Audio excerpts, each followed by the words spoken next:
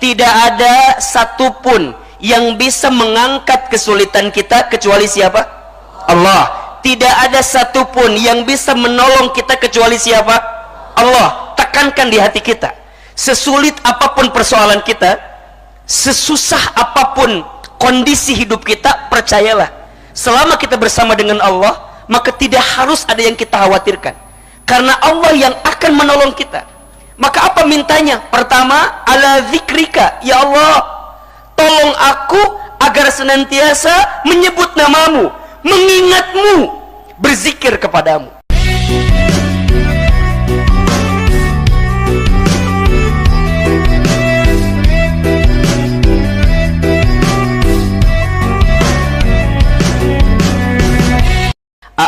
Kenapa mintanya kebaikan?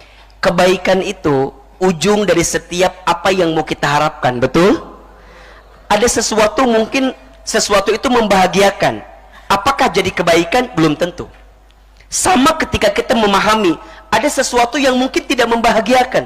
Di mata kita itu mungkin sesuatu yang gak enak bagi kita. Tapi ingat ya, sering Ahilman sampaikan, bersyukur itu bukan karena semuanya baik-baik saja, tapi bersyukur itu karena kita percaya selalu ada sisi baik di balik sesuatu yang kita anggap tidak baik. Catat status hari Senin itu ya.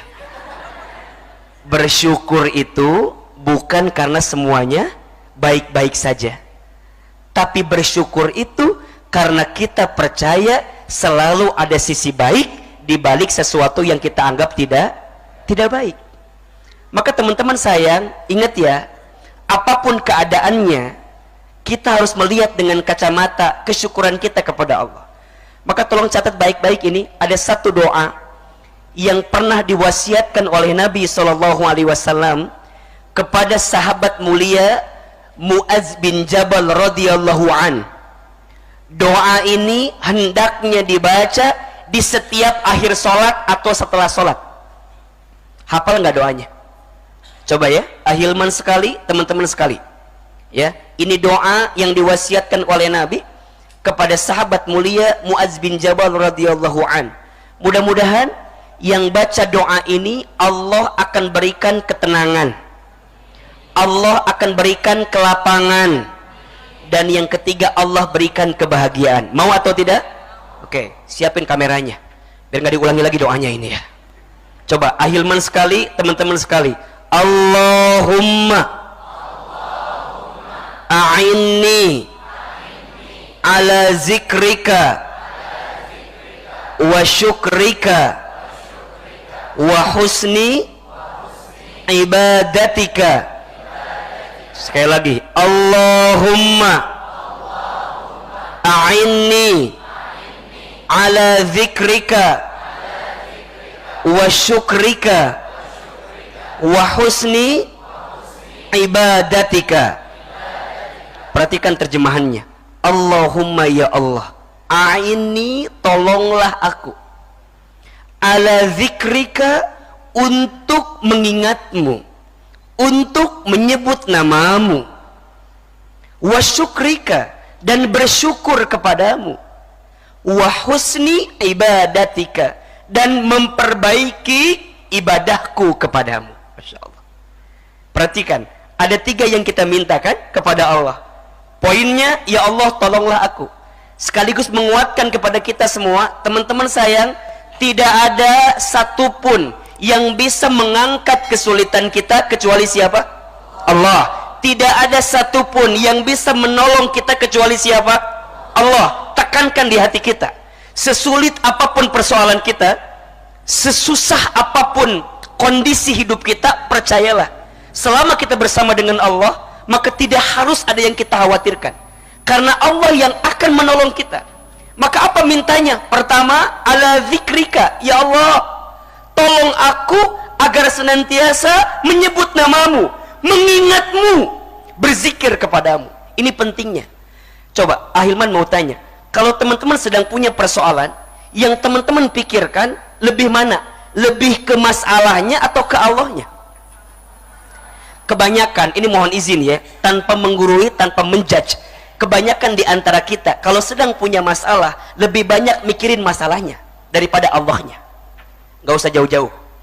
Ketika teman-teman, mohon maaf ya, pernah dekat dengan seseorang, kemudian orang itu tiba-tiba gak ada angin, gak ada hujan, pergi ninggalin kita, sakit atau tidak? Di mana sakitnya? Di dia kan, di pikirannya sakit, di hatinya juga sakit. Pertanyaannya, ketika tahu kondisinya seperti itu, pertanyaan Ahilman, teman-teman biasanya lebih banyak menghabiskan waktunya mikirin orang yang pergi ninggalin kita, betul nggak? Teman-teman nanya gini, kenapa ya aku ditinggalin sama dia ya? Aku tuh kurang apa coba? Mau tahu gak kurang apa? Nggak tega bilangnya, ya. Cuman intinya mah kalau teman-teman mikirnya ke orang yang ninggalin kita, capek atau tidak? Capek. Misal ya, teman-teman mikirin orang yang ninggalin kita, dia mah mungkin udah kemana kali, dia mah udah, mohon maaf ya, nikah sama yang lain kali, betul tidak? Dia mah mungkin udah lupa sama kita. Terus kenapa kita memenjarakan hati kita untuk terus mengingat dia? Udah atuh, selesai pada bab itu. Capek. Teman-teman tahu nggak sih, jatuh cinta yang paling sakit apa? Bukan saat kita ditolak, tapi saat kita mencintai orang yang tak akan pernah jadi milik kita.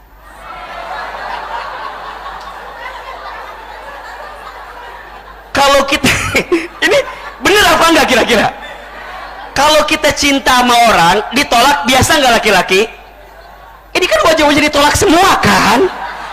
Biasa aja.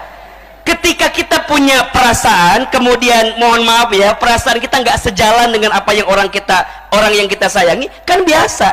Yang paling sakit, kita jatuh cinta pada orang yang kita tahu orang tuh nggak akan mungkin kita miliki.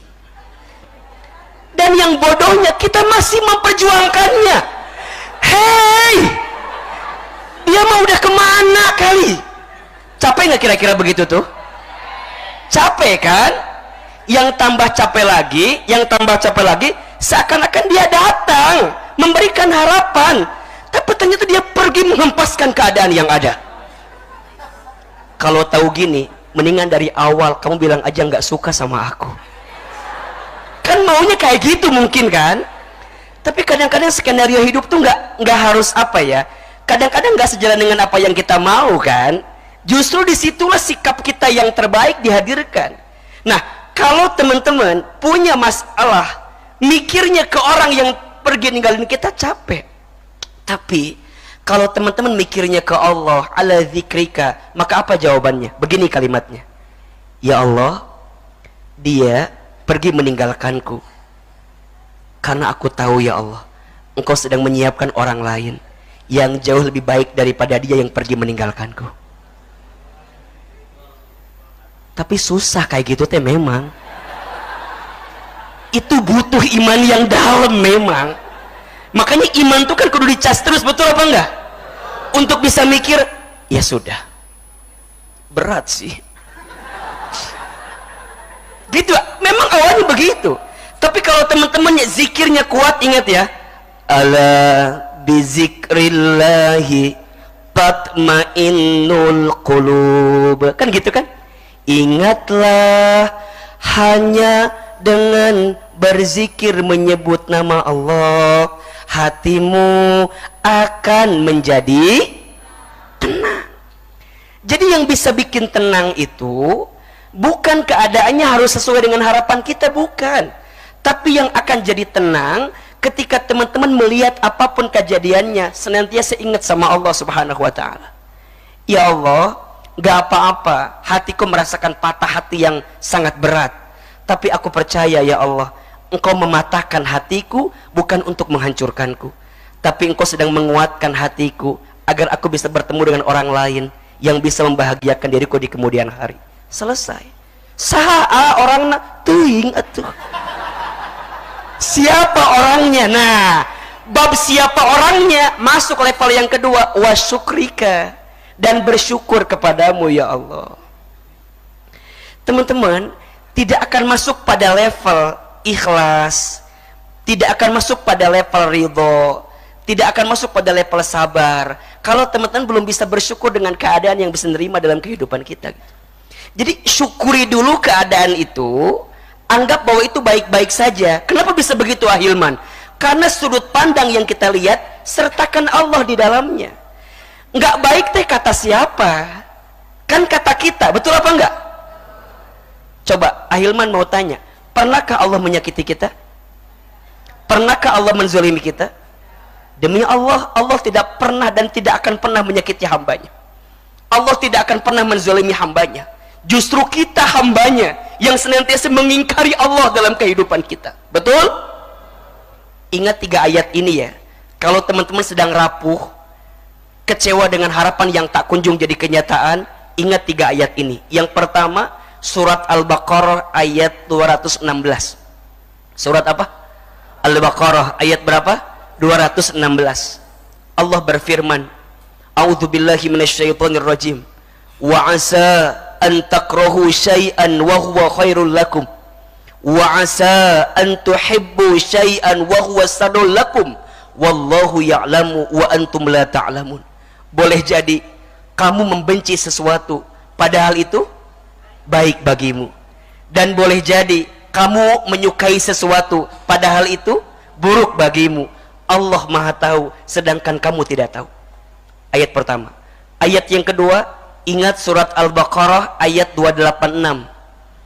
La yukallifullahu nafsan illa wus'aha.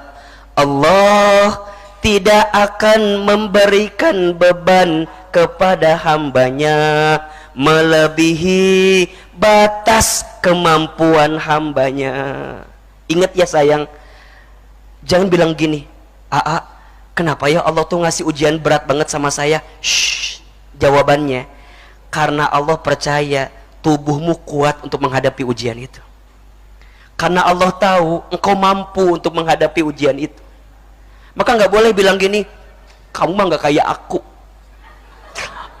mah hidupnya tuh susah, kamu mah naon sih, kamu mah nggak kayak aku mah ya. Shh.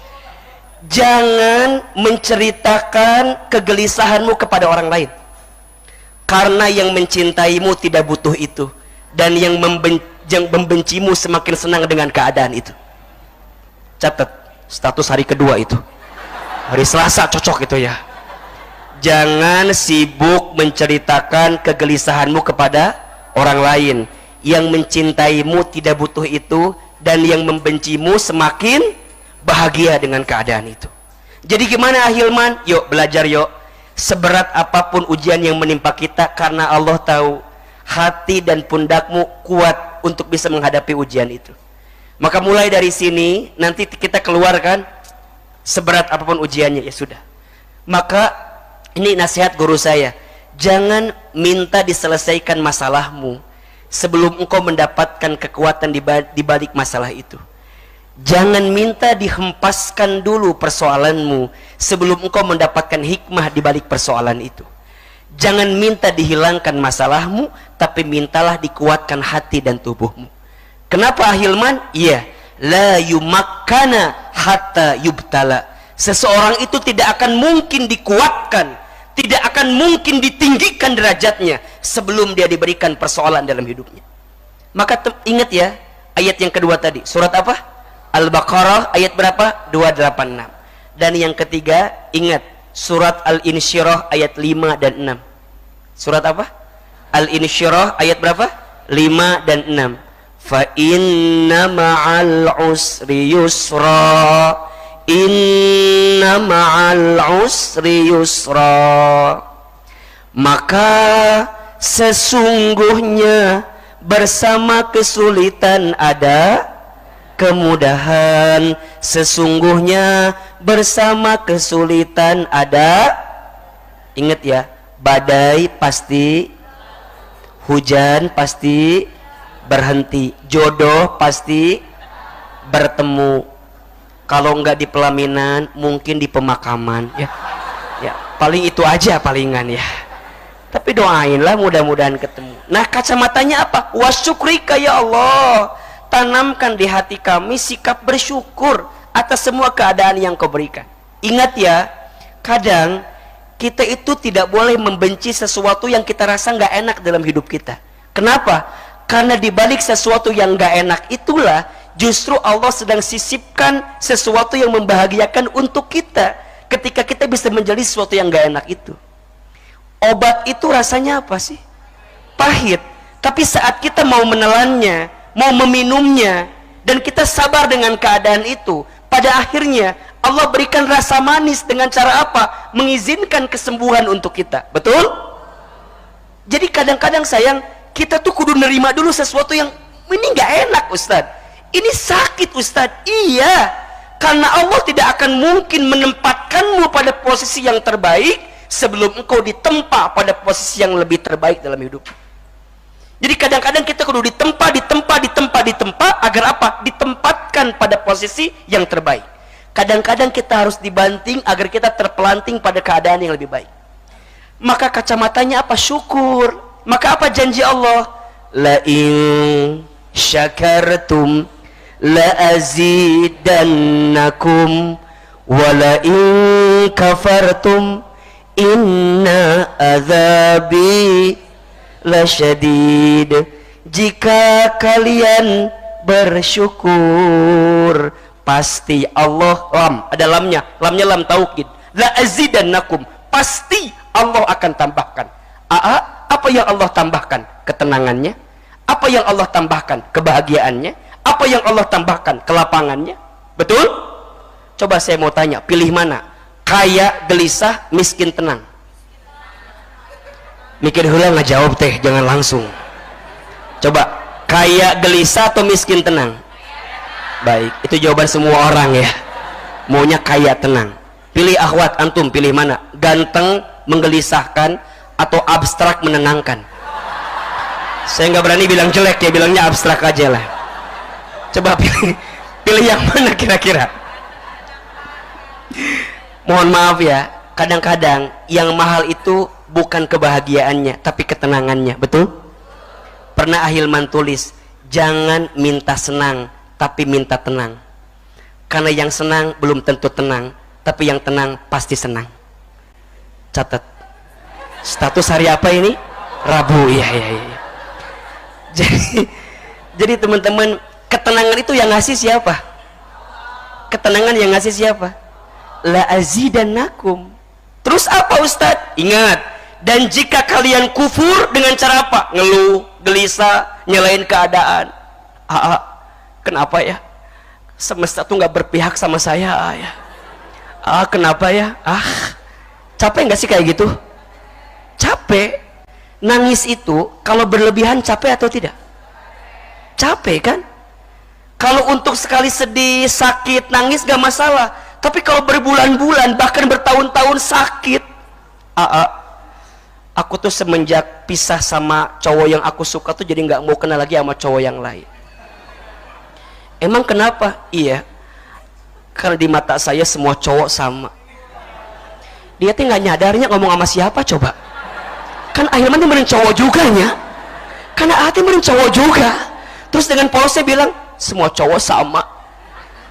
Emangnya gue perempuan? Kan enggak kan? Gue juga laki-laki. Kenapa teman-teman akhwat antum bisa bilang begitu? Karena antum fokusnya sama cowok yang nyakitin antum. Lihat dong di Remisha, wajah-wajahnya kan agak abstrak sih memang ya, ini agak sulit gitu. Sama antum juga ikhwan, antum gak bisa bilang gini, saya udah sakit sama yang namanya perempuan, terus kudu kumaha? Udah, mungkin ini pilihan saya apa? Mencintai jadi kaurang, jadi siun kan? Hati-hati.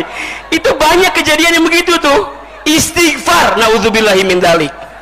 Yang ada Ahilman lari langsung. Dan saya berlindung kepada Allah, ya Allah, jangan sampai bertemu dengan orang begini di sini ya Allah. Jadi teman-teman, coba fokusnya bukan ke orangnya, tapi ke keadaan yang Allah siapkan yang terbaik untuk kita. Kekufuran kita lah, ngeluh kita lah, gelisah kita lah yang berlebihan, yang menutup ketenangan itu datang dalam hidup kita. Ujungnya apa? Merasa tersakiti. Ingat nih, ingat ya, pernah Ahilman menjelaskan gak sih? Ada hati yang tersakiti, ada hati yang disakiti, ada hati yang sakit.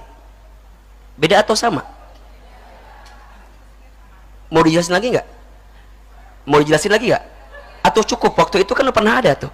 Buka dong MRBJ TV ya, ulangi lagi belajarnya. Pokoknya teman-teman ya, kalau lagi galau lihat aja video Ahilman, insya Allah lah. Lagi patah hati, lagi sakit hati, lagi galau, udah buka aja video Ahilman, udah ada, udah. Insya Allah pas nonton video hilang galaunya. Abis nonton inget lagi gitu ya.